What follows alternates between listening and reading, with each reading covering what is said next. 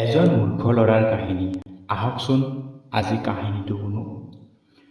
এখন পাহাৰৰ কাষত এটা ল'ৰাই মাকৰ সৈতে জুপুৰি ঘৰ এটাত বাস কৰিছিল। ল'ৰাটো বৰ দুৰ্বল মনৰ আৰু মূৰ্খৰ দৰে আছিল।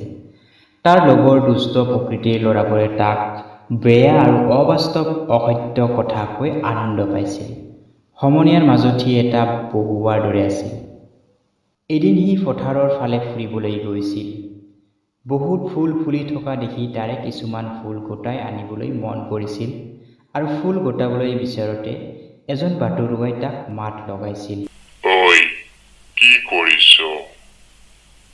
তই দেখা নাইনে তোৰ ভৰিৰ তলুৱা হালধীয়া হৈ গৈছে? তই সোনকালে মৰিবি। সি বিশ্বাস কৰি ক'লে, ঠিক আছে, তেন্তে মই মোৰ কবৰৰ বাবে গাঁত খান্দো। সি নিমিষতে এটা ঠেক গাঁত খান্দি তাত পৰি ৰ'ল।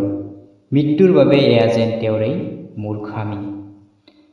তেনেতে সেইফালেদি ৰজাৰ এজন লগুৱা তেলৰ টিন এটা লৈ আহি গাঁতত মানুহ এটা পৰি থকা দেখি খন্তেক ৰৈ সুধিলে, কি কৰিছ?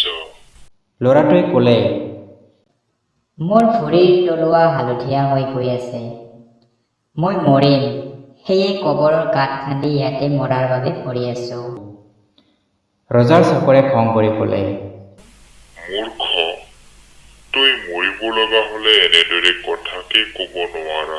ওলাই আহ, এই দিনটো লৈ ৰজাৰ ঘৰলৈ বল, তোক এটা কুকুৰা দিম।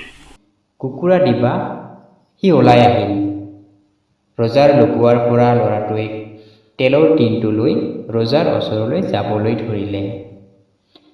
ৰজাৰ প্ৰসাদলৈ গৈ থাকোঁতে মূৰ্খ ল'ৰাটোৱে অলীক কল্পনা কৰিবলৈ ধৰিলে।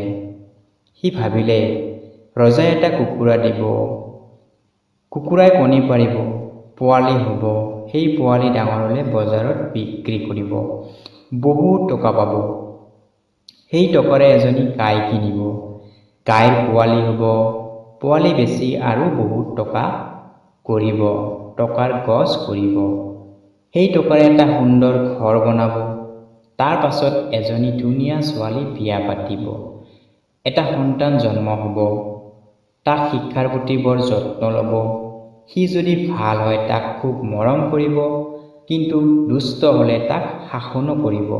গোৰ মাৰি দিব বুলি জাপ দিলত তেলৰ টিনটো মাটিত পৰি ভাগি তেলবিলাক পৰি গ'ল। লগুৱাটোৱে বৰ খং কৰিলে। তেল নষ্ট কৰাৰ কাৰণে ৰজাৰ ওচৰলৈ তাক লৈ গ'ল। ৰজাই লগুৱাৰ লগত অচিনাকি ল'ৰাটো যোৱা দেখি অনাৰ কাৰণ সুধিলে। লগুৱাটোৱে ক'লে, তেলৰ টিন আপোনাৰ ওচৰলৈ লৈ আহোঁতে বাটতে জাপ মাৰি টিন ভাঙি তেলখিনি পেলাই নষ্ট কৰিলে। সেয়ে ইয়াক লৈ আহিছো মহাৰাজ, ইয়াক শাস্তি দিয়ক। ল'ৰাটোৱে লগুৱাটোৱে তেলৰ টিন কঢ়িয়াই অনাৰ বাবদ এটা কুকুৰা দিয়াৰ কথা ক'লে আৰু সেই কুকুৰাৰ পৰা উন্নতি কৰি বিয়া কৰাই ল'ৰা জন্ম দি পঢ়ুৱাই ভাল কৰাৰ কল্পনা আৰু বেয়া হ'লে গোৰ মাৰি শাস্তি দিয়াৰ অলীক কল্পনা কৰি জাপ মৰাত তেলখিনি নষ্ট হ'ল। সমস্ত ঘটনা ল'ৰাটোৱে ৰজাক বিৱৰি ক'লে। ল'ৰাটোৰ কথা গম পাই ল'ৰাটোৰ প্ৰতি ৰজাৰ অনুকম্পা জাগিল আৰু মাকৰ সৈতে সুখেৰে বসবাস কৰিবলৈ ল'ৰাটোক সোণৰ মুদ্ৰা দিলে।